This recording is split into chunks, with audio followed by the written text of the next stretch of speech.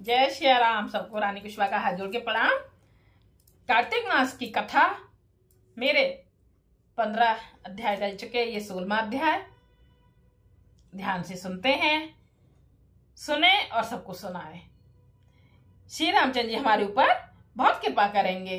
श्री राम जी विष्णु भगवान हमारे ऊपर क्यों ना कृपा करेंगे जब हम दिन रात भगवान के चरणों में अपना मन लगाए रखें तो जरूर ध्यान रखेंगे।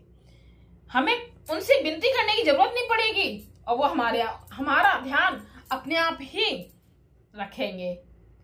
कब हमारी इच्छाओं को पूरा कर देंगे हमें पता नहीं चलता है।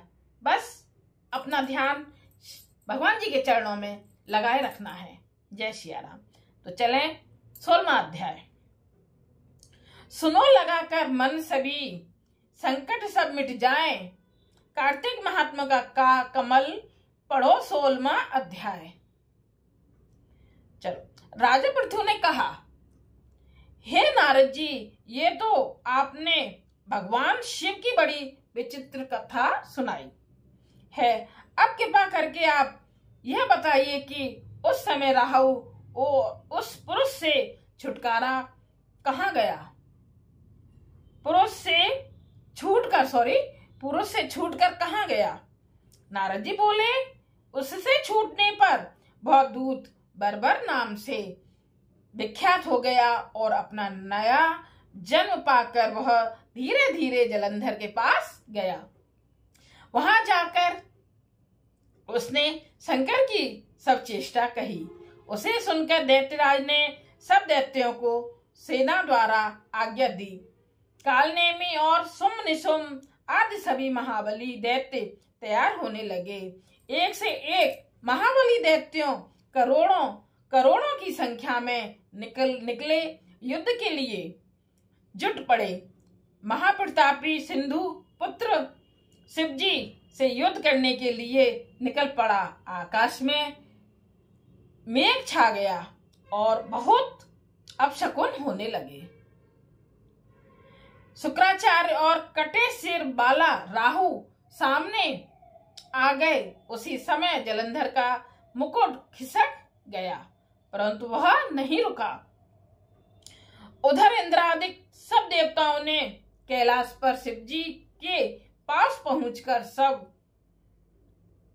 वृतांत सुनाया और यह भी कहा कि आपने जलंधर से युद्ध करने के लिए भगवान विष्णु को भेजा था। वह उसके वशवर्ती हो गए हैं और विष्णु जी लक्ष्मी सहित जलंधर के अधीन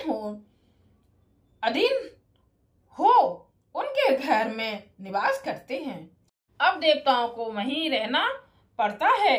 अब वह बलि सागर पुत्र आपसे युद्ध करने आ रहा है, अतएव आप उसे मारकर हम सबकी रक्षा कीजिए।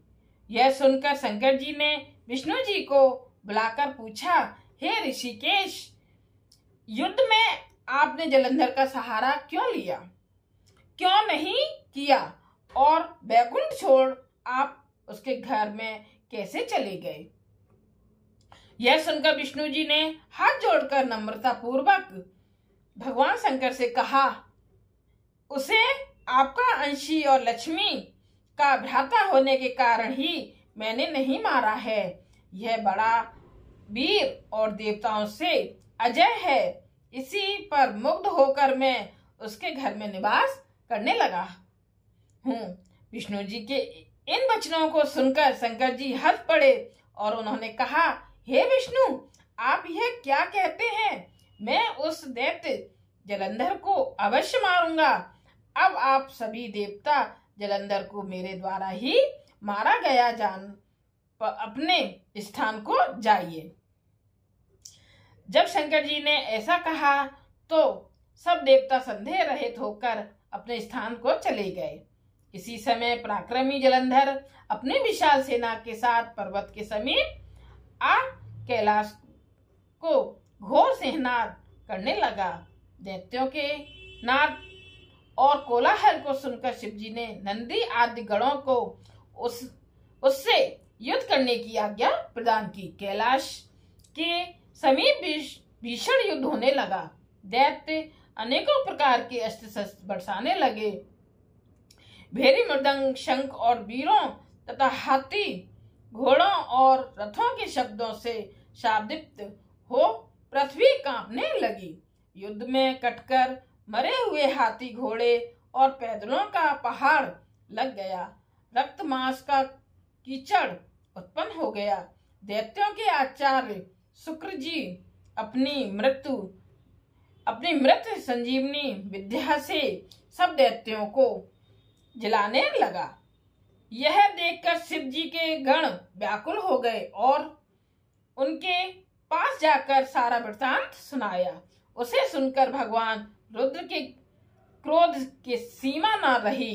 फिर तो उस समय उनके मुख से एक ही बड़ी भयंकर कृत्या उत्पन्न हुई, जिसकी दोनों जंघाएं ताल वृक्ष के समान थीं।